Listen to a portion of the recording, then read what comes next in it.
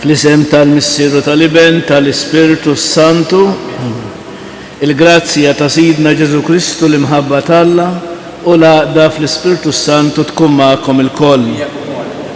Illum il-Knisja jomna tmur tagħmel it-tifkira tal-Papa San Ġwan Pawlu II.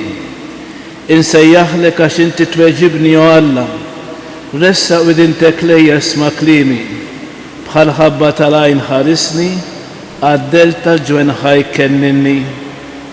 Ħuti, ejjew narfu ħtijietna biex nitħejjew tajjeb ħalli niċċelebraw il-misteri qaddisa.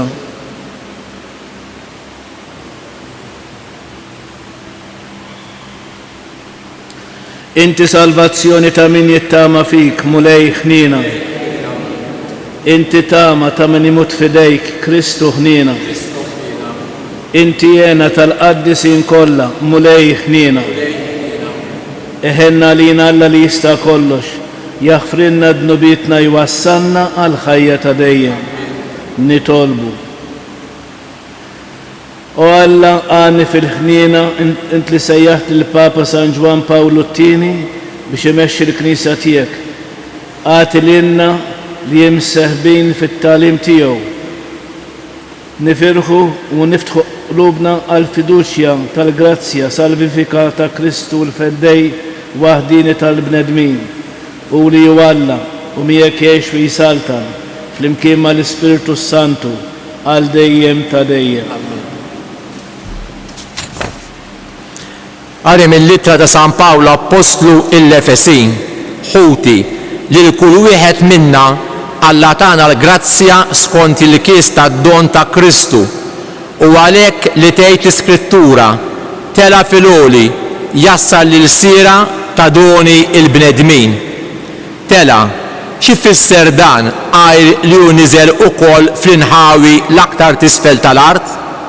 Dak li niżel huwa dak li tela fuq is-smewiet kollha biex jimla kollox.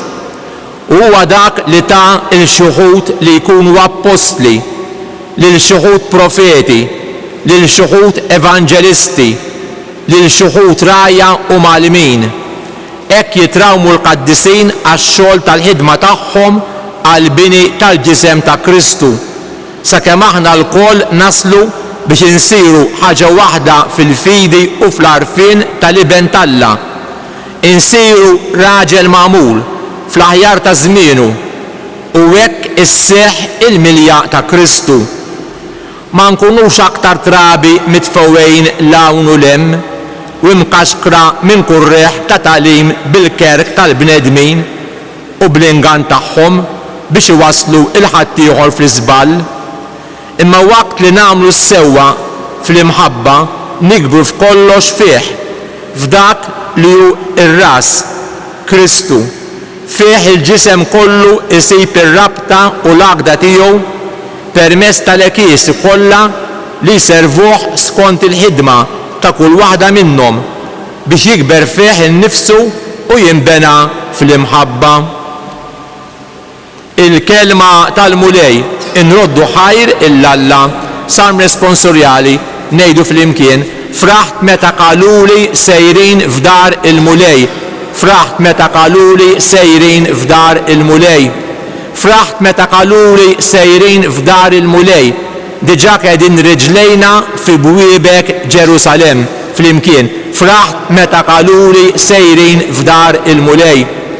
Ġerusalem mibnija bħal belt maquda ħaġa waħda lejja it-trubijiet jitilgħu, it-trubijiet tal-mulej fl-imkien. Fraħt meta qaluli sejrin f'dar il-mulej.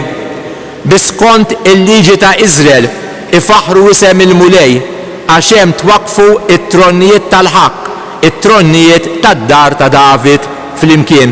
Fraħt meta qaluli sejrin f'dar il-mulej. Jekk iġobkom inkunu bil-wieqfa. Alleluja, alleluja, alleluja.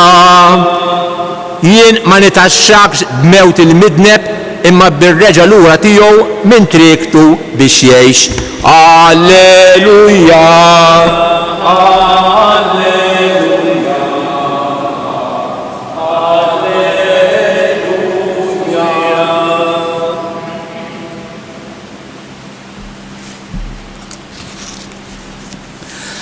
mulej ma'kom.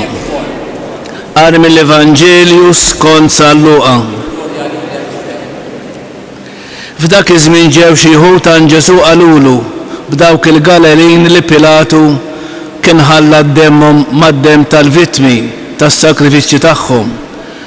U Ġesu għabatu għalilhom, taħsbu intom li intom il-Galilejn kienu iżjed midinbin mill-Galili l-oħra li sofrew dan kollu? Le ngħidilkom, imma jekk ma tindmux il-kol tintilfu bħalhom. Jew dawk it-18 ruħ li fuqhom waqa' it-torri ta' Silwam u għatilhom, taħsbu intom li kienu iżjed ħatja minn nies l-oħra ta' Ġerusalemm? Le ngħidilkom, imma jekk ma tindmux il-kol tintilfu xorta waħda. U għalilhom din il-parabola. Wieħed kellu siġra tat-tin imħawla fil-għalqa u ma rifittex il-frott fija u ma sabx. Għalhekk qal lil dak li kien jaħdimlu l-għalqa, ara, inni 3 snin niġi nfittex il-frott f'din is-siġra tat-tin u qatt ma sibtilha. Mela aqlaħħa għax għalfejn sejra tibqa' tkit l-art. Iżda dak jieġbu, inti ħallija sinjur għal din is-sena, sa ma nasqilha madwara u nagħtiha d-demel. Id-dieħla għandha mnejn tagħmel il-frott, jekk le aqlaħħa. Din hi l-kelma tal-mulej. Nagħmlu ħsieb qasir fuq il-Evanġelu. Mela eżist fi żmien Ġesu, il-poplu ta' Alla kien jemmen b'dik li kienu jsejħula il-liġi ta' retribuzzjoni. Issa dan ifisser li jekk inti jiġrilek xi ħaġa ħażina, sinjal li tkun qiegħed tpatti għal xi ħaġa ħażina li tkun għamilt. Hekk kien jaħsbu, però mhux veru. Alla mhux ħajkkastiga lil xi ħadd għax għamel ħaġa ħażina. Imma Ġesu jieħu l-okkażjoni taż-żewġ inċidenti u jsemmulu u jurihom li minflok li din il-liġi huma kellhom jindmu. Jiġifieri kellhom iduru lejn Alla mill-ġdid biex jagħmlu paċi. U din hija t-triq il-vera li twassal għas-salvazzjoni kontra it-triq tat-telfin. Għalhekk mela għal darbtejn din is-silta Ġesu jgħid, imma jekk ma tindmux u jkompli. Issa eżist li tindem ifisser li tbiddel id-direzzjoni ta' ħajtek. Li narfu kemm drabi badna forsi triq ħażina u nerġgħu lura lejn il-mulej. U din hija xi ħaġa li rridu nagħmluha mhux darba, imma rridu nagħmluha dejjem f'dak li naħsbu, f'dak li ngħidu u iktar f'dak li nagħmlu. Għalhekk importanti ħafna il-preżenza t'Alla kuljum u kull ħaġa li rrid nagħmel li rrid nistaqsi din il-mulej seħu pjaċir biha jew le. Jekk kien tajba nagħmilha, imma jekk mhix tajba u ħadd tagħmel il-ħsara inwarrabha. U għalhekk nitolbuh lil Ġesu dalodu biex id-demm ta' Kristu jaħsilna u l-passjoni ta' Kristu issabbarna bil-wieqfa.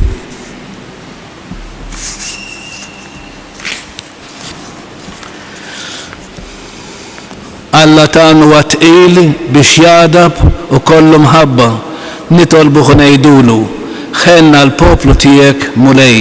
Ħenna l-poplu tiegħek mulej.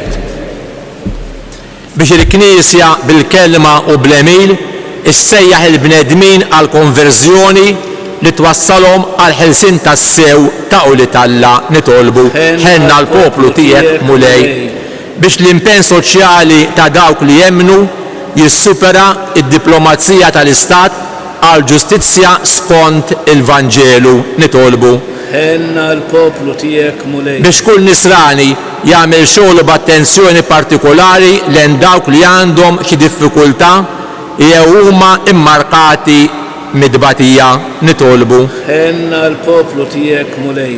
Biex din il-komunità nisranija titgħallem is-sabar t'Alla u kollha l-kuraġġ tiżra l-kelma tiegħu kullimkien nitolbu. Ħenna l-poplu tiegħek mulej u fl-aħħar nagħmlu it-talba personali tagħna.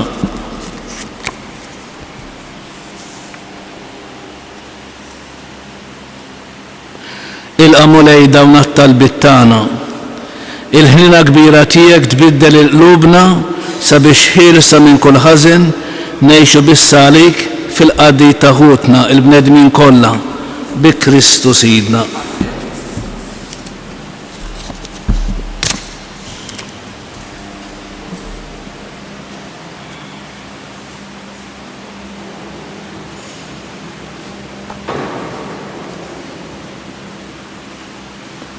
Imbirek int mulej Alla tal-ħolqien kollu, għax fit-tjubitek tajtna l-ħobs li rinnofrulek, frott tal-art u xogħol il-bniedem li minnu jsir għalina il-ħobs tal-ħajja.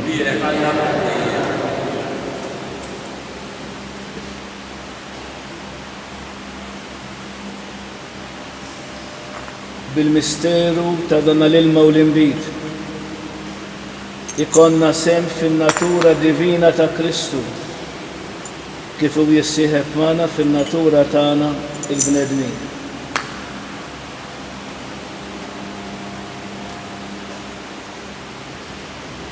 Imbirek int mulej Alla tal-ħolqien kollu, għax fit-tjubitek tajtna l-inbit li nofrulek, frott tad-dilja u xogħol il-bniedem li minnu jsir għalina ix-xorb tar-ruħ. Il-qana mulej Alla tagħna, umli u nidma qoddimek u għamel li jkun jogħġbok dan is-sakrifiċċju li qegħdin nofrulek. Naddaf l-mulej meħżuriti ridnuk tiegħi neħħili.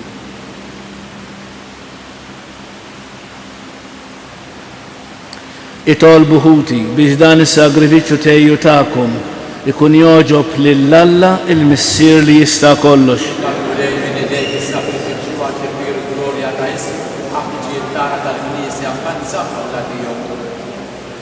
Se nofrulek mulej is-sagrifiċċju ta' tifħir fit-tifkira ta' San Ġwan il-Papa Pawlu T-tieni u b'qalbna qawwija li bit-talb tiegħu neħilsu minn kull deni issa u għalli ġej bi Kristu Sidna. Il-mulej magħkom. Nerfgħu qlubna l-fuq. Niżgħu ħajr lill-mulej Alla tagħna. Sewwa u xieraq tas-sew mulej Missier Qaddis Alla ta' dejjem tista' kollox. Tajjeb u daġi tas-salvazzjoni tagħna li dejjem ikullhom kien raddulek ħajr bi Kristu Sidna. Għax biex timla bil-ferħ il-Knisja tiegħek fit-tifkira tal-Papa San Ġwan Pawlu T-tieni, int qawwejta bl-eżempju tal-ħajja tiegħu it-tajba bis-saħħaħa fil-erf u t-tagħlim li hu xandar u tilqa' t-talb li għamillek għall-ħarsien tagħha. Għalek flimkien mal-anġlu l-qaddisin kollha intennulek l-innu ta' tifħir u ngħidu bla qiegħda Qaddis, Qaddis, Qaddis, mulej Alla tal-eżerċiti, smetu l-art mimlija bil-glorja tiegħek, osanna fil-ola tas-smewiet, direk minn ġej fisem il-mulej, osanna fil-ola tas-smewiet. Qaddis tas-sew inti mulej inti lajn ta' kull qdusija. Qaddis għalek nitolbuk dan l-offerti bil-barka tal-Ispirtu tiegħek biex isiru għalina il-ġisem u d-dem ta' Sidna Ġesu Kristu li meta kien se jingħata biex minn rajħibati ħal-ħobs raddi l-ħajr qasam tali d-dixxipli tiegħu u qal ħudu u kulu il-koll minn dan għax dan huwa ġismi li jingħata għalikom. Mulej tiegħi balla tiegħi jiena nħobbok u nadħok.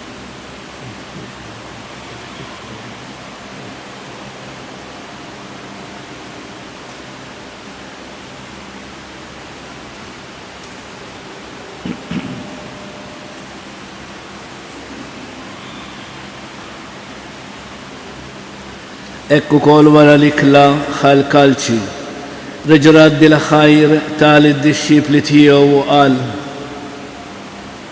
ħudu ixorbu minnu il-koll, għax dan huwa l-kalċi ta' demmi tal-patt il-ġdid li jibqa' dejjem.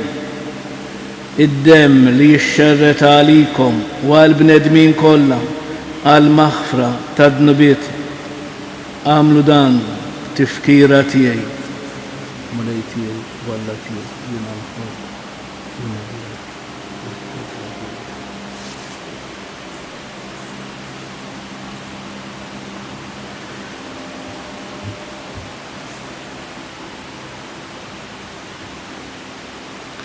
Dan u l-misteru tal-fidi u l-mulej u għam minn bejn l-imwita xu l-mulej kul il-koppa temin kul il-sin jisqar Ġesu hu il-mulej. Għalhekk aħna nagħmlu dam tifkira tal-mewt il-qawmin ta' Sidna Ġesu Kristu. Nofru lek il-ħobs tal-ħajja u l-kalċi tas-salvazzjoni u nraddulek ħajr għax oġbok tilqana u quddiemek biex naqduk. U miċ-ċokon tagħna nitolbu li l-Ispiritu Santu jaqadna f'ġisem wieħed lilna li nieħdu semm il-ġisem u d-demm ta' Kristu. Ftakar mulej fil-Knisja tiegħek imxerda mad-dinja kollha. Wettaqaf fl-imħabba flimkien mal-Papa Franġisku mal-Isqof tagħna Anton u mal-Ministri tiegħek kollha.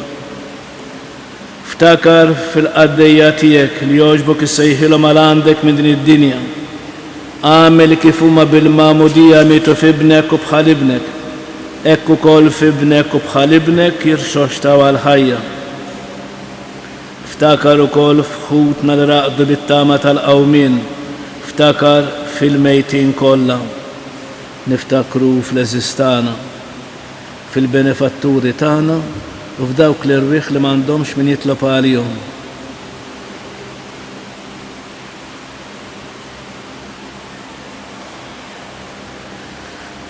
Daħħalhom quddiemek fid-dawl tas-sebħ tiegħek. Ħenna lina l-koll nitolbuk. Għati lilna wkoll il-wirt tal-ħajja ta' dejjem. Flimkien mal-Verġni mqazzom Alla Marija, ma' San Ġużepp żewġa, ma' San Ġwan Battista, mal-Apostli, mas-Saċerdot San Ġorġ Preka, mal-Papa San Ġwan Pawlu T-tieni li jgħixu fil-ħbiberija tiegħek sa mill-bidu tad-dinja. Għamel li magħhom infaħruk u nsebħuk b'Ġesu Kristu ibnek.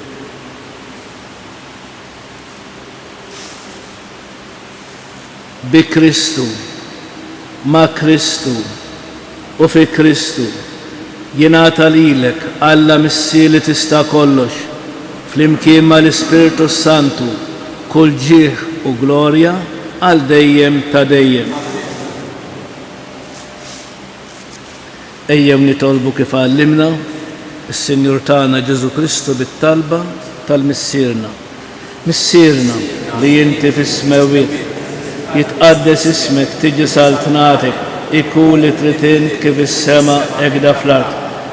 Ħobżna ta' kuljum għatina llum aħfrilna dnubietna bħal ma naħfru lil noħati għalina. Taddaħħalniex fit-tiġrid iżda eħlisna mid-deni. Eħlisna tolbuk mulej minn kull deni. Għatina fit-tieba u l-ħlina tiegħek il-paċi fi żmienna biex inkunu ħielsa dejjem mid-dnub u mħarsa minn kull inkwiet. Aħna nistennew u nittamaw ilena u l-miġja tas-Salvatur tagħna Ġesu Kristu. Mulej Ġesu Kristu li qed l-Apostli tiegħek, inħallilkom is-slim nagħtikom is-slim tiegħi. La tħares lejn dnubietna, iżda ħares lejn il-fidi tal-Knisja tiegħek. Għatija slim u laqda li inti trid fiha, inti li tgħix fis-Saltan għal dejjem ta' dejjem. Il-paċi tal-mulej tkun dejjem magħkom. Għatu l-paċi lil xulxin. il-ġisem fl-imkien mad-dem ta' Sidna Ġesu Kristu ikun jiswew lilna li snet qarbna bihom għal ħajja ta' dejjem. Ħaruf tal-Alla li tneħħi d-nobiet tad-dinja ħenna għalina. Ħaruf tal-Alla li tneħħi d-nobiet tad-dinja ħenna għalina. Ħaruf tal-Alla li tneħħi d-nobiet tad-dinja għatina il-paċi. Mulej Ġesu Kristu bin Alla l-ħaj bil-mewtijek. Kif rid minnek il-missier bil-ħidma tal-Ispiritu Santu, inti tajt il-ħajja lid-dinja dan il-ġisem u d-dem qaddis-tiegħek. Eħlisni minn ħtijieti kollha u minn kull ħażin. Żommni dejjem fidi lejn il-kmandamenti tiegħek u tħallini qatt ninfiret minnek.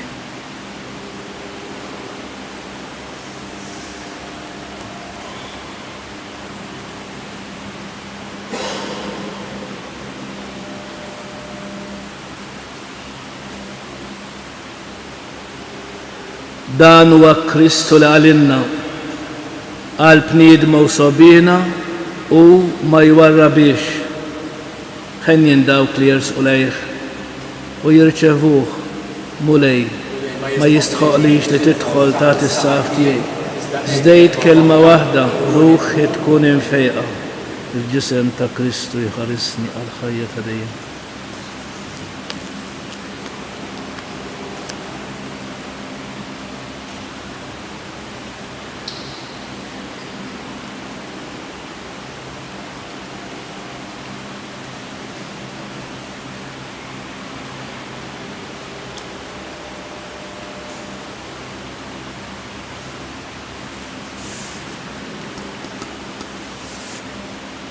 Id-dem ta' Kristu jħarisni għal ħajja ta' dejjem.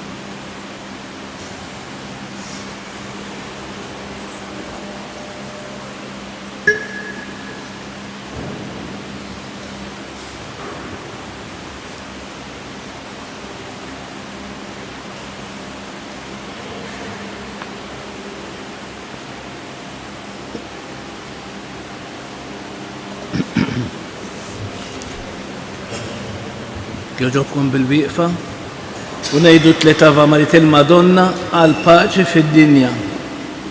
Slima lik Marija bil-grazzi mimlija l-mulej imbierka inti fost in-nisa, imbierek il-frott ta' ġuf tiegħek Ġesu.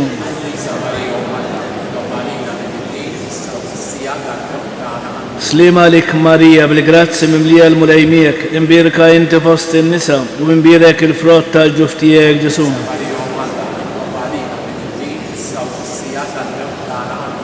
Slima lik Marija bil-grazzi mimlija l-mulej imbierka inti fost in-nisa u imbierek il-frott ta' ġuf tiegħek Ġesu.